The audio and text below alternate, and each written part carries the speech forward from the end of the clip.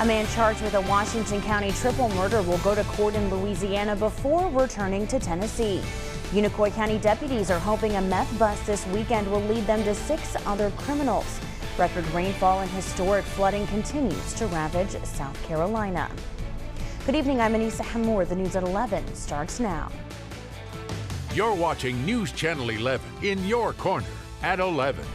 The man accused of murdering 3 people in Washington County, Tennessee this weekend will go to court in Louisiana before returning home to Tennessee. Saturday, the Washington County Sheriff's Office issued a warrant for Daniel Henry for 3 counts of first-degree murder. He was also added to the Tennessee Bureau of Investigation's top 10 most wanted list. Saturday, Sheriff Ed Graybeal said deputies found 3 bodies inside a Jonesboro home early that morning.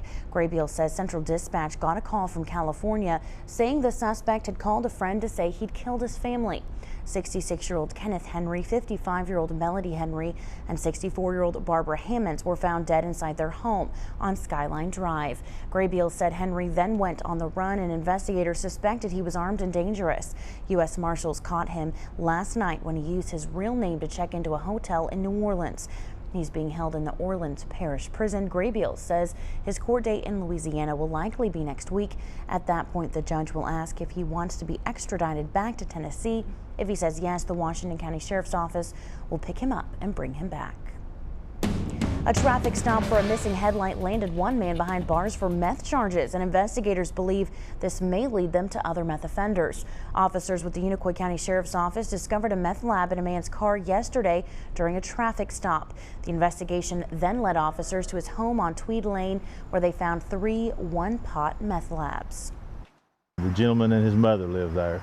The mother was unaware of the situation of what he was conducting and his activity. The residence is now under quarantine. The meth task force truck was called to the home to dispose of the hazardous materials involved in the meth labs. The man is currently being held in the Unicoi County Jail. Investigators say they're not releasing the man's name at this time because they believe this discovery could lead to at least a half-dozen other arrests. Virginia State Police are investigating a deadly 3-vehicle crash in Wythe County this weekend. According to VSP, it happened Saturday on Interstate 81 just east of Wytheville. The driver of a Ford Ranger pickup going south on I-81 tried to pass a Buick when he lost control and hit the guardrail. The pickup then spun around and was hit by the Buick, which then hit a tour bus. The driver of the pickup, Wesley McGee, was wearing a seatbelt and was not hurt. His wife, Misty, was not wearing a seatbelt and was thrown from the truck and died on scene. The 3 people in the Buick were taken to the hospital with minor injuries. No one on the bus was hurt. McGee was charged with failure to maintain control of his vehicle in the crash, still under investigation. Kingsport police are looking for a man who's been missing for a week. 22-year-old Robert Ashley's mother says she last saw him at their home on Barnett Drive around 6:30 last Sunday morning. She told police Ashley woke her up to say he wasn't feeling well and someone was giving him a ride to the hospital. She hasn't heard from him since.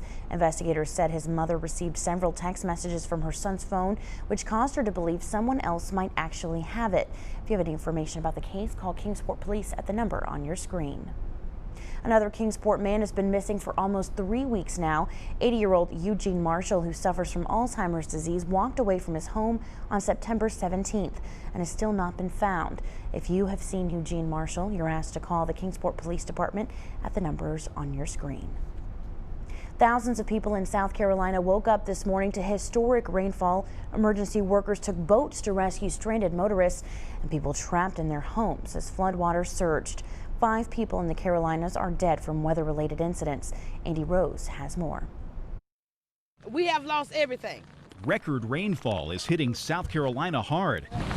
Some areas have been slammed with up to 24 inches of rain so far this weekend, leading to historic flooding and dangerous conditions. What I got on my body is what we have. Pretty much everybody down that hill there has lost everything this morning. Our vehicles, our clothes, our everything. We still have our lives. We still have our lives. News cameras captured dramatic rescues in Columbia Sunday, with emergency personnel using boats to retrieve people stranded by the storm.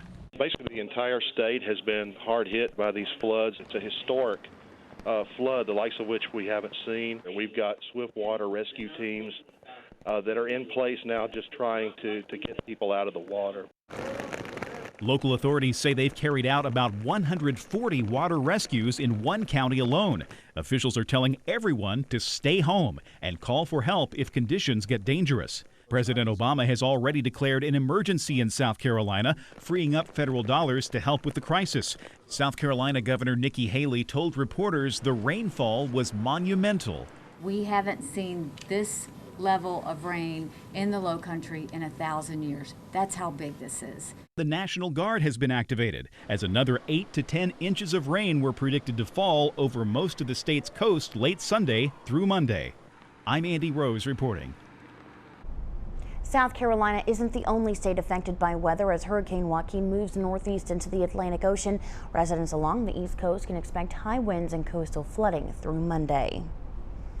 And while we did see a little bit of rain this weekend, we dodged much of the severe weather and may even have a little sunshine on the way. Callie Durham is in for Brian Walder tonight and has more in our first look forecast. Hey, Callie. Hey, Anissa. We are going to see some of that sunshine a little on in your work week. Radar right now, though, looking pretty quiet in the Tri-Cities.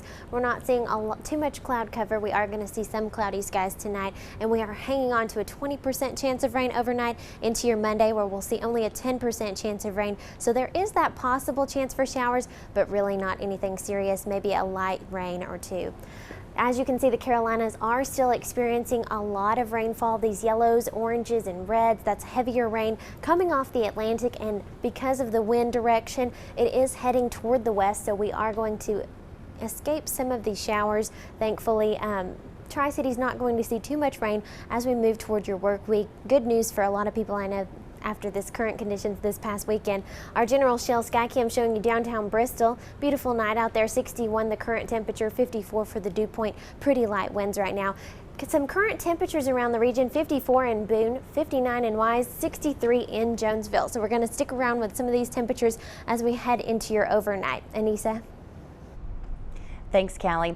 In our Eye on Politics tonight, Donald Trump still leads the Republican pack in the first two states in the presidential nominating contest. But Ben Carson is on Trump's heels in Iowa, and Carly Fiorina is close behind in New Hampshire. New polls out this weekend showed Trump with 24% support to Carson's 19% in Iowa. In New Hampshire, Trump remains in first place with 21% support to Fiorina's 16%. Those numbers do reflect some slipping for Trump in the last month. As for the Democratic race, it's largely unchanged. Hillary Clinton has maintained her edge in Iowa, and in New Hampshire, Bernie Sanders has kept his advantage.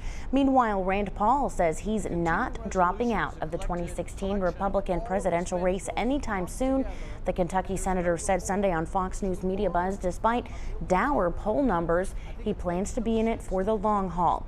His slim $2.5 million third-quarter fundraising haul had sparked expectations that Paul might soon drop out, but he insisted today that he doesn't need much money to keep up his campaign efforts. Folks in Johnson City participated in one of more than 17,000 pro-life rallies held across the country. Dozens of people lined up and down John Exum Parkway holding signs to get the attention of passing cars. They stood for about an hour and a half and prayed together for the nation and for an end to abortion.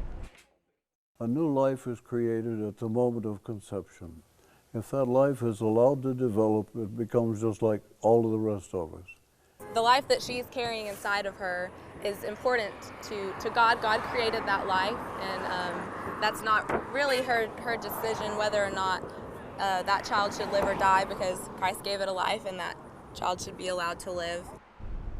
People in attendance said it was a visual statement of solidarity by the Christian community. Coming up on News Channel 11, thousands of people converged on Tennessee's oldest town this weekend for the Storytelling Festival, which wrapped up its 43rd annual event today. And the Carolinas still seeing a lot of that heavy rainfall, but will that rainfall work its way into our work week? I'll have the details in my full accurate Storm Team forecast coming up. Stay with us.